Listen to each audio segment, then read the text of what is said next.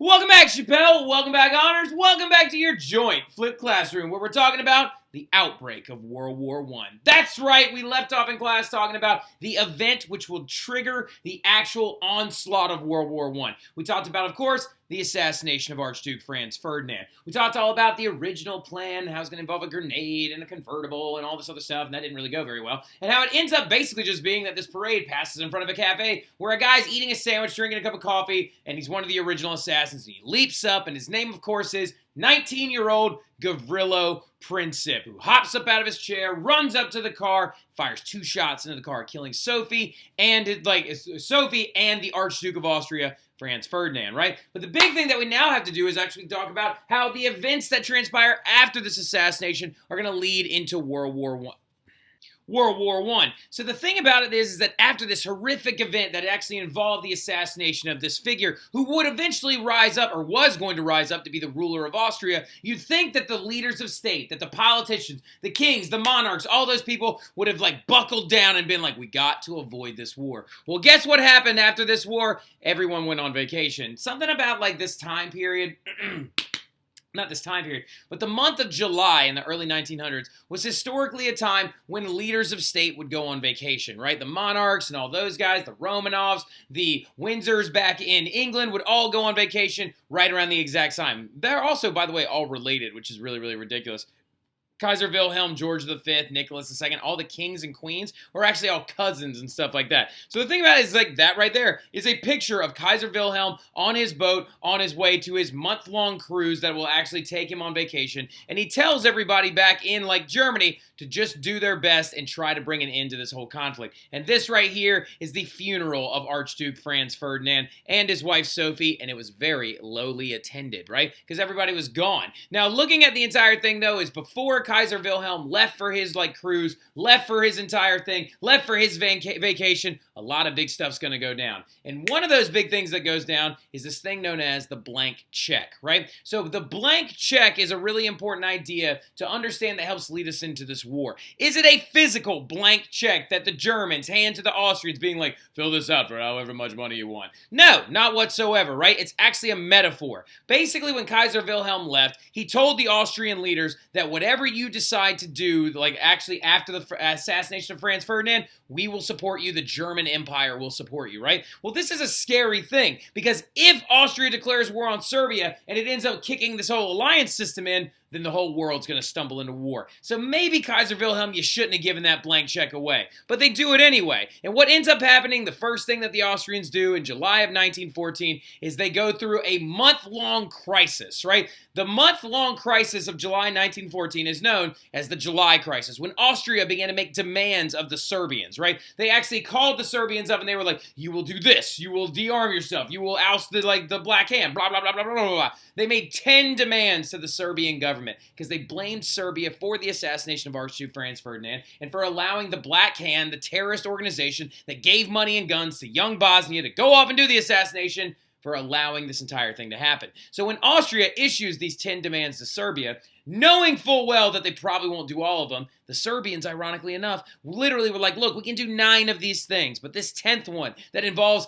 Austrian occupational forces in our country, we can't stand for that, right? The thing about it, though, is what Austria is doing right now is pressuring Serbia, right? Pressuring them into defaulting to give Austria a reason to declare war. But remember, never forget Pan-Slavism. Never forget this idea that all these little Slavic countries like Serbia got a real big cousin over in the east that is ready to defend them at any given moment. And I'm, of course, talking about the Russians, right? And the thing about it is that after Austria begins the July Crisis and begins to demand things of Serbia, they then actually begin to mobilize their military, right? The Russians mobilized their military to go off and protect Serbia because they literally said to the Austrians, do not touch that country. Don't you dare set boots inside of Serbia, or we're bringing the entire Russian military into Austria and we will declare war as well. This is a scary thing, right? Because you would think it would be at this point that the Austrians would call Franz Joseph, call Kaiser Wilhelm, call the kings and leaders of these other countries, call Nicholas II, the Tsar of Russia, your cousin Wilhelm, and try to get him to stop. And actually, in real life, he did. Kaiser Wilhelm actually sent a letter to Nicholas being like, hey, please make the mobilization stop. We don't want to go into this war and blah, blah, blah, blah, blah.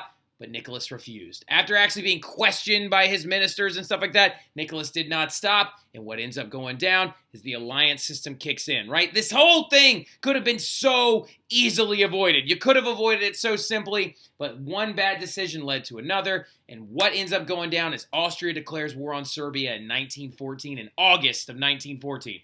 In that moment, Russia then declared war on Austria. Then Germany is going to declare war on Russia and on France out of nowhere. They just turn around and slapped them in the face because they actually were afraid of fighting this two-front war.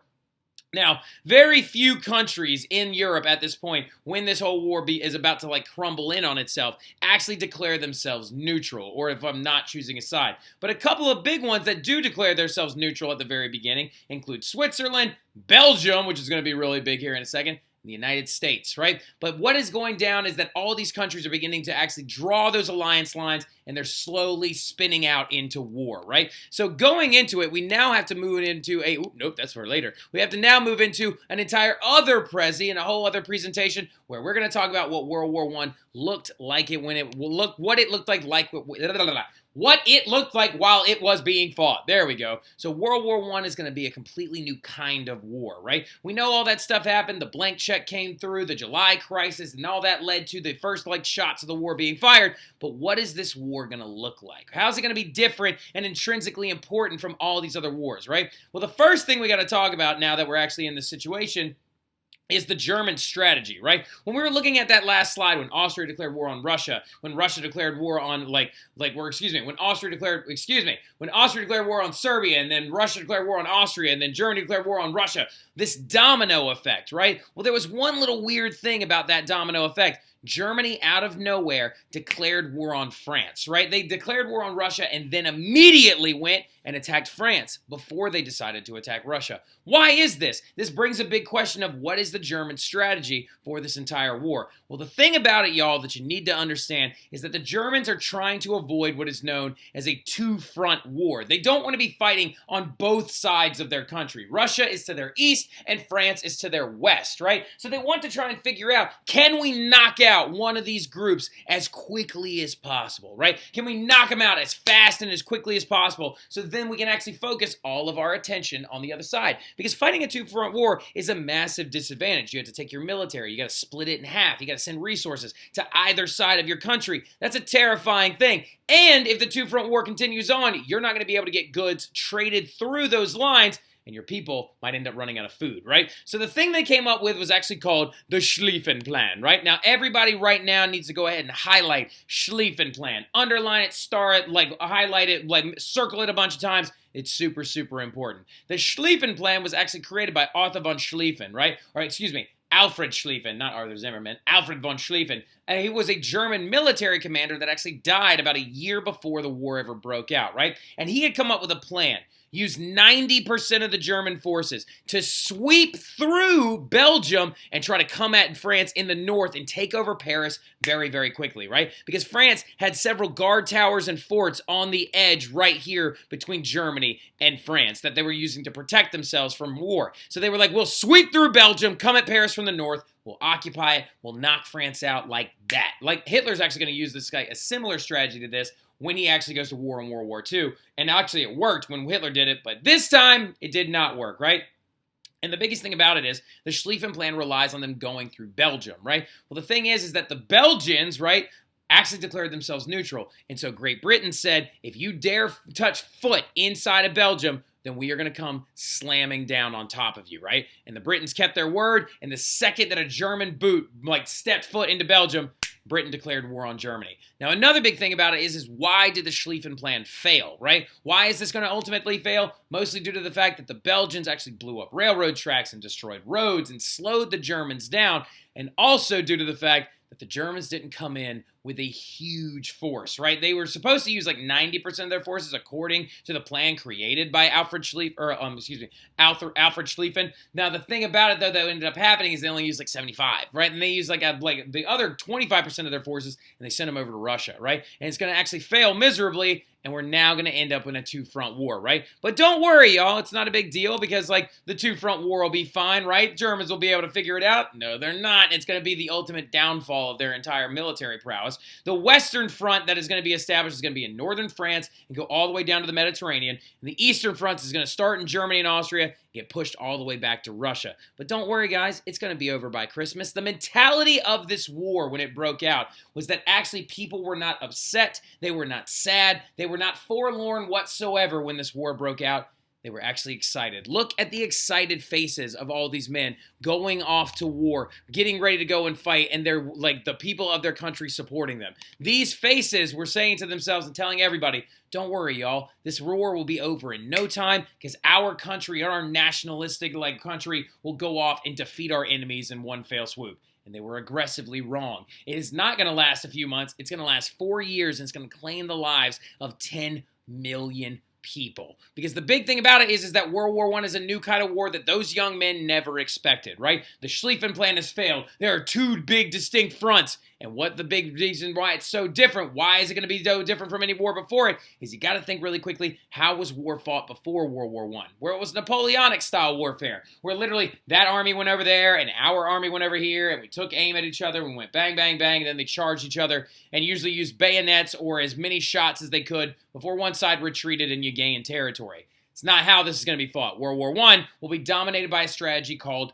trench warfare, right? Trench warfare, which is going to be a very distinctly intense kind of war that is only really going to be seen in World War I, is when each side of each military dug trenches on either side of a large expansive area of land, right? And so think about it this way. You got a trench on one side, a huge chunk of land in the middle, and then another trench on the other side, right? And the enemies are trying to basically the entire time get into each other's trench to break the lines. This right here is another picture of trench warfare. Those trenches are dugouts into the ground, usually about 6 feet in depth. But the question is why? Why did they dig these trenches? Why is World War I going to be so distinctly different from other wars that have come before it? A lot of it has to do with the technology, right? The Maxim machine gun will be the thing that sends these men into the ground because they have never fought a war against another group that has them, right? Whenever the wars are breaking out in the imperial era, when the Europeans are going to Africa, Southeast Asia, India, and taking those places over,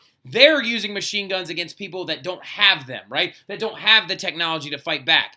Well, now the Europeans, both sides, have these guns, and they are ready to fire them at one another. So to get underneath the fire and protect themselves from a gun that can fire 600 rounds per minute, they dug trenches to actually get down and get below the machine gun fire. So that weapon right there will be the thing that sends these young men literally into the ground, right? And the trenches will be dug at some of the earliest battles that actually break out during this war, right? And the earliest battle that actually broke out leading to this war was known as the First Battle of the Marne. And it actually looked exactly like this. And it's during the Schlieffen Plan, right? During the Schlieffen Plan when the Germans were sweeping through Belgium and stuff like that. And they actually got stopped in northern France by the French military because the French met them at a small river known as the Marne River in northern France. And they had machine guns that they fired on the German soldiers with. And the only thing the Germans had to hide behind was a couple little small hills. Well, what the Germans are going to do at the First Battle of the Marne is they're going to retreat back and dig the very first trenches of the war, right? Now, what's going to end up happening, though, is the French are going to try and flank them on one side, right? Trying to get up and over their trench and come around from behind them, right?